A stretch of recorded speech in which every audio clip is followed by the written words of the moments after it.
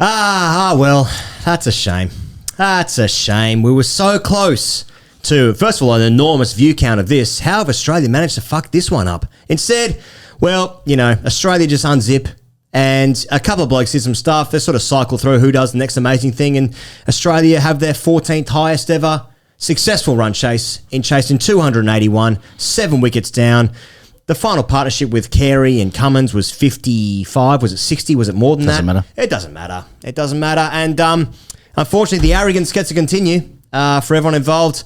These guys just keep winning in more and more amazing and historic ways. And just kind of, I'm almost a little bit bored of it, if I'm honest. I've never seen that trophy before. I mean, I think I do speak for all New Zealanders and people around the world hoping for a New Zealand win when I say, oh, no. Yeah. Seemed to be about at least 50% of the commentary we're watching. What about when Cummins was facing and he was on about 15 and he goes, oh, he's almost chopped on as the ball trickles to mid-on.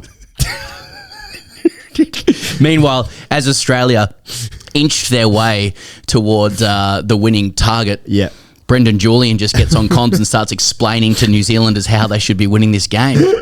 Just to cap off what was a player of the series performance from BJ, and I am serious about that. I just cannot commend enough the dynamic that was established in the combox and how he did what he did. Well, okay, I got a tweet from David Bubb here, and he said BJ gets better and better, and he quotes this: "This is a big win. Don't worry about that. It's against New Zealand. Australia never won yet." I mean, come on. Look. I think a couple of people were saying this on our Patreon chat as well. We'll definitely just nonchalantly reflect on this victory. I mean, the truth was we all sat on our seats not taking a piss for 2 hours. Yeah. For me, it is like for such an objectively flaky performance from the Australian team yet again. Poor. It is therefore hard not to reflect, one, positively on whatever alchemy they have within that team that permits them to stand up in tough situations and for someone to do something, for someone to unzip and get it going. But the other thing that's hard to escape is that New Zealanders, as was evidenced through the entire series, which finishes 5-0 Australia, they simply and to their detriment and inaccuracy, they shop at the store of Australian exceptionalism. Right. They like to buy in bulk. Yes. You could see it and hear it, the tension in their faces and in their voices. In the air. Down in the plumes. Throughout the entire series and on the last day. When catches went down, I mean, even Nitin Menon and Murray Erasmus were trying their best to fire the shit out of the Aussies. Yeah. Milk out for Murray, by the way. Indeed. Milk out for Murray. Yeah. But you could hear it in the commentators as well. We haven't won in 31 years. And there was still a sense of expectation that Australia, who, again, were just willing to give this game away. Yeah. They were they're done. They're on the beach, on the course, early tea time, etc. New Zealand wouldn't let them. New Zealand tried to unzip and had their cock caught in the fly. Yeah. That's what happened in the game. Should we get the scores up, Pezzo? Let's just go from the final innings here, Charlie, as we look at the numbers, and it was all sorts of trouble early on. 4 for 34 when Cameron Graham was bowled, of course. When Travis Head was caught at point by Young, it was 5 for 80. 5 for 80, chasing 281, and then Marsh and Carey put on an enormous partnership. What they put on? They put on 160, which obviously won the game. Mitchell Marsh 80 off 102. Alex Carey finishes 98 red. Without question, his finest innings for Australia, especially in red ball cricket. Stark was out first ball after Mitch Marsh, which made it a little bit tight, I suppose. Objectively very tight, but Cummins. 7 for 220, that's right. Before they put on, Cummins and Carey put on 61 off not that many more balls. Let's have a look at the bowling card here, though, Pezza. Tim Southey finishes 1 for 39. Matt Henry, 2 for 94, going nearly at 5s. Ben Sears was... Matt Sears. Searsy. Yeah, it's too much Bears in the late 90s, early 2000s. 4 for 90, he was outstanding. nearly picked up a hat-trick as well when Cummins came in. Phillips and Kugelheim bowls. Once again, 3 overs in this innings, 9 overs for the game. What the fuck was the point of picking him? In the Test Series generally, he's hardly bowled in either game. So that's what's happened in the game. Pezza, to be fair to Australia, whilst they have been unders in the game, no doubt, it's a great win. They are very hard to beat. Australia are a hard side to beat. We found that in Pakistan when they won that series 1-0 in the last session.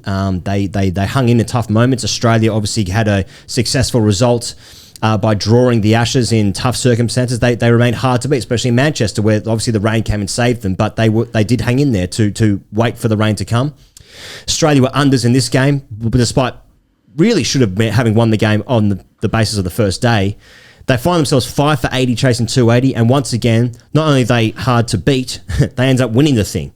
So it is a remarkable achievement for, once again, just one of the best teams of my lifetime and your lifetime, respectively.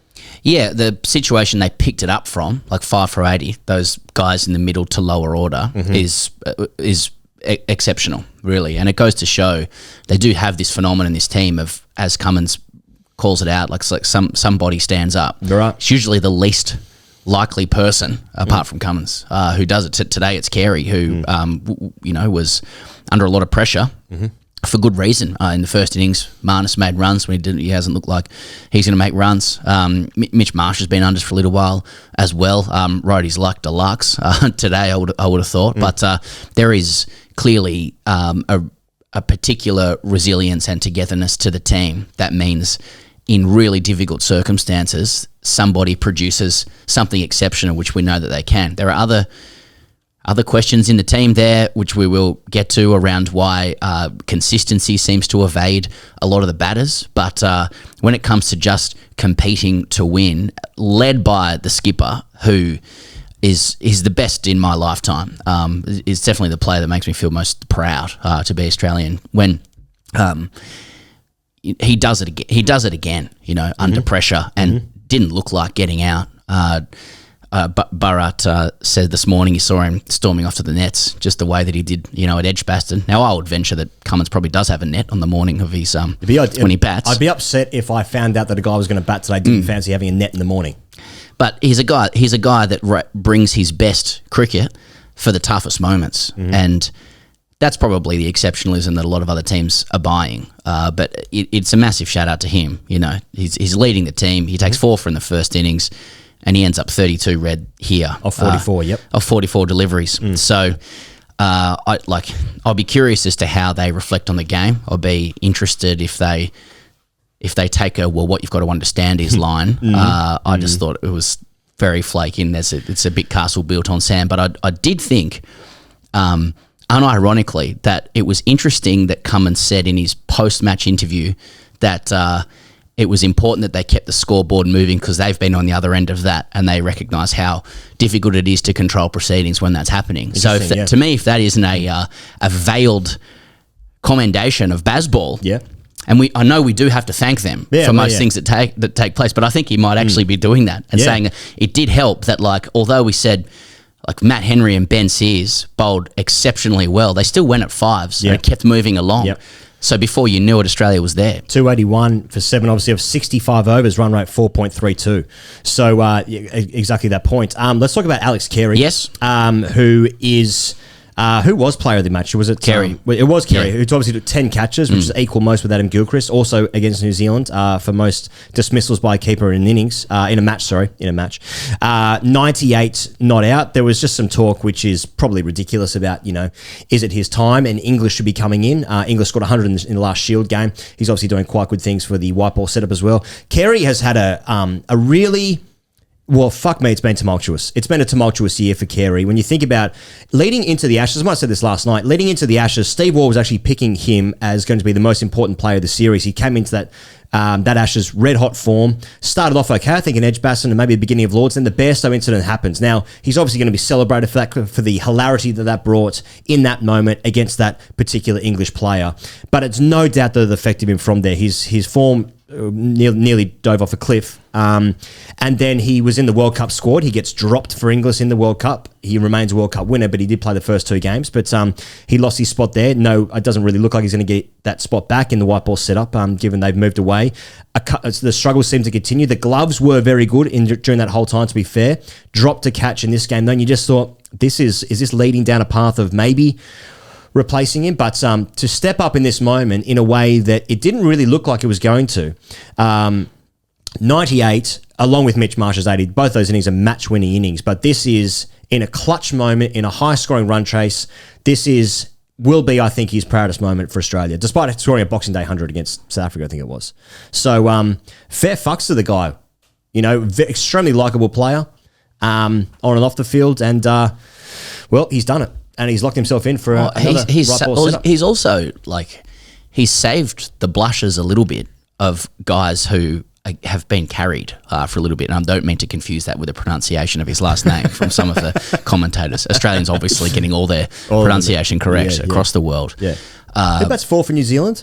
Well, they're exactly. Yeah, they are, Australia were a couple of nicks or dismissals away from probably more serious questions about where is this team actually at when you consider that they lost that game to the West Indies, and then it would be another defeat to New Zealand. And then Carey, who has not looked like scoring a run for half a year, produces an excellent knock. And in and of itself, it was technically really sound. You can say of Mitch Marsh, probably euphemistically, he rode his luck. He played with the same values that Travis Head plays with. It's it's there, I'll have a crack. Ratchet and Ravinder drops a sitter off him at the start of the day, so it could go completely different from Marsh, whereas Carey was busy, aggressive, proactive. He, in his first spell that Glenn Phillips bowled, he put that sweep shot away. He showed, he put the cover drive away in large part. He showed a willingness to adapt his game plan to the match situation, unlike some of his colleagues as well, and produces his best innings for Australia. That is the Alex Carey that is available to Australia. He is a top-order bat who bats at 7, and I'm so happy for him. His gloves have been exceptional the whole time. People go in and out of form in cricket, and he has now won a match off the bat for his country, which is really what those guys are there to do. And, they now end up finishing the Summer Australia where statistically you can say, well, they conceded 1 game to the West Indies, but they've, won 6 games in 7. Pretty good. They now go, top of World Test Championship ladder or there and thereabouts. They're behind India. India, but they go above New Zealand, who were ahead of them before this game. So, but, the complexion of it looks very, very different if Carey unexpectedly doesn't play that innings. So he actually ends the interest in the World Test Championship until we get to the final, where it's going to be India and Australia.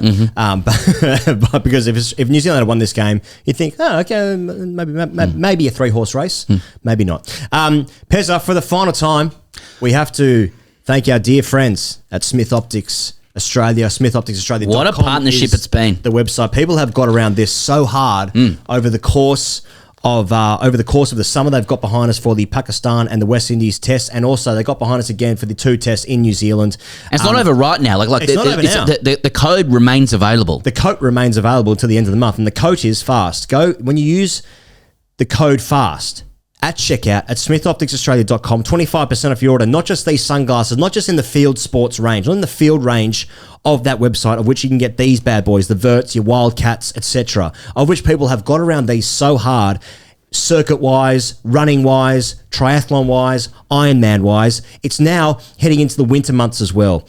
And because they've got around us, they are now getting around the supporters here.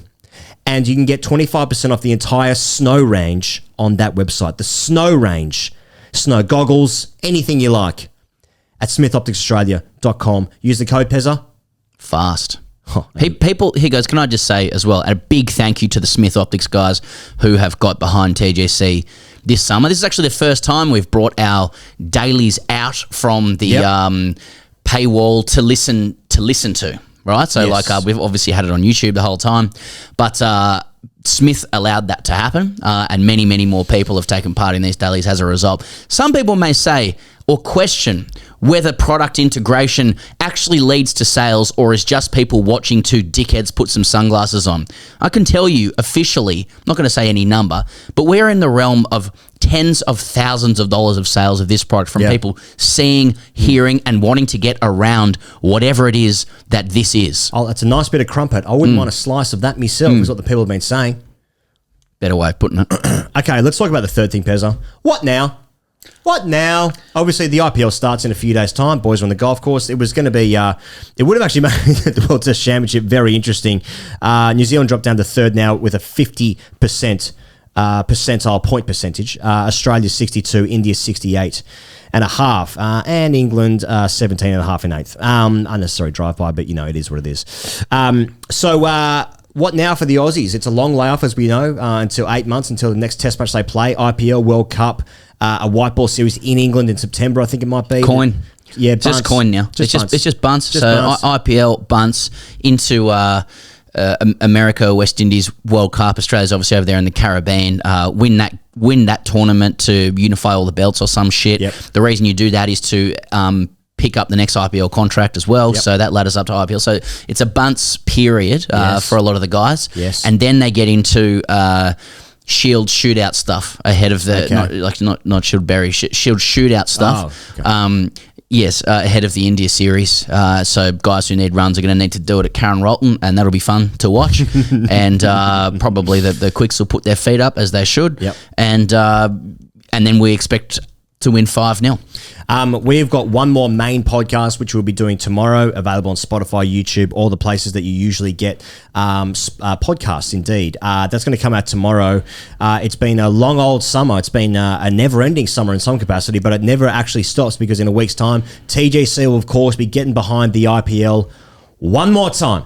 One more time here. In fact, we'll just probably keep doing it until people telling us to stop doing it. But the IPL starts on March 22nd, I think it might be. We will be announcing our suite of work for doing the IPL, which rolls basically straight into the World Cup.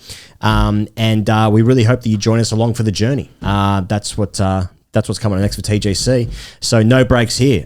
Should we do Ask TGC? Yeah, and just while you bring that up, little shout out to Ben Sears. I thought he did bowl very well. Good anger, good furrow of the brow, good slow-mo swearing stuff from him. Easy to be magnanimous. And I hope Usman Khawaja's anus is recovering from Matt Renshaw fingering it while they were celebrating the raising of the trophy that I've never seen before, but always assumed that we had anyway. Some might say it's a pinch, and I'll accept that. But it was just, again, another little sidebar to Australia winning a series. All right, hashtag AskTGC. I was just trying to fill while you were bringing... hashtag AskTGC. This one comes in from Best Girl. That's actually Dipti. We met Dipti in... Good gal. When we went there, she said, "Is this the best time to start Pat Cummins' Oscar campaign? If yes, which category?" Oh, I mean, it's everything. It's cinematography. It's best actor. It's best actress. It's best score. It is hard to go. Best costume. It is hard to go past cinematography. Like even as he was. Well, he didn't lift the trophy. He just got on his haunches. Yeah. He had to stand there with the trophy, accepting it from what I can only guess is a major sponsor of some description. And he was forming a forming a smile, but it was essentially, like another day in the office. It was a sports smile. Yeah. Where one cheek is all you need. it's just a little bit askew. Yeah, that's right. Yeah, people, the old sports smile. Sort of. Oh yeah, big time. You know what I mean? You don't like. Why would I give you two cheeks? That's that leaves me vulnerable to you knowing how I feel. Now, different to Richard Cheekware, and it's different to people who've had a stroke. Yeah, that's right. Or Bell's palsy. Chris Rose said Pat Cummins not knowing Carey was on 98 alpha play. Very good question. That was so in the press conference. In the interview afterwards after the game, he said, "Well, I didn't know he was on 98." So there's also some sort of commentary that on the scoreboard around the grounds there was no notification of what Australia was actually chasing, just that New Zealand needed 3 wickets. I'm into that sort of gear as well. But surely Carey, as polite as a man as he is, with wonderful teeth and a fresh haircut at all stages of life, surely he would have said, "Hey Paddy mate, I'm on 93 here. I've just hit a 4." Then unfortunately he got himself off strike, but maybe got down there being like, "Ah mate, wouldn't mind getting the 3 digits here." I just think when you're in Cummins' orbit, you just got to take what you can get, you know what I mean, and just enjoy being around him. So that'd be better than any 100. Sorab said, #AskTGC, how much credit will you give to Ben Duckett and Bazball on this fantastic win by the Aussies? So I think all of it. I think Cummins is legitimately praising it though. I do think that they went about that chase trying to move the scoreboard along because they've suffered at the hands of that in the past. So it actually is a very sad day for some snide Bazball remarks, mainly from Australians. Yep. What about Tom Smirky, who says, do you think Alex Carey preferred 98 red or to have been lining up with Toby Green for GWS this weekend? Oh, that's I don't even. Does that need to be asked? Tom said, is Alex Carey a test opener? Or already shuffling the chairs. Oh, we're shuffling the pack, are we? Shuffling the pack. Okay. It was a great win, a famous win. But how can I fantasize about this? You know, with my eyes half open, just flickering like I'm in REM sleep, thinking about how can I make this perfect for me in my life. A bit of REM sleep stuff. Ang said boring. Next, Prasant said crow's feet. Okay. Yep. Luke's asked, why do the Kiwis choke so much against the Aussies? And I think you've nailed it to finish it, Pezza, that it's just because Costco stuff, buy in bulk. The product is Australian exceptionalism. Yeah. Too much pain, too many years, too much respect. We don't deserve it, but they're still purchasing. And maybe it comes back to Steve Waugh stuff as well, like it's mythology of baggy green stuff. It's that stuff's still paying off. What a wonderful investment that's been. We got blokes underarming the ball to cover. You know, Travis Head wants to get out when he feels like it. The game was there for New Zealand, and then everything they did towards the end, it was just, as you say, was Lee Trevino, Happy Gilmore.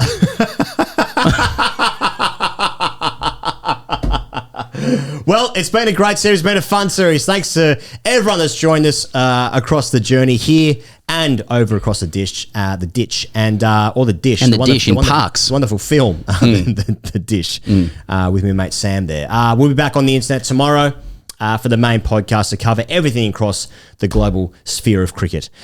So, see you then.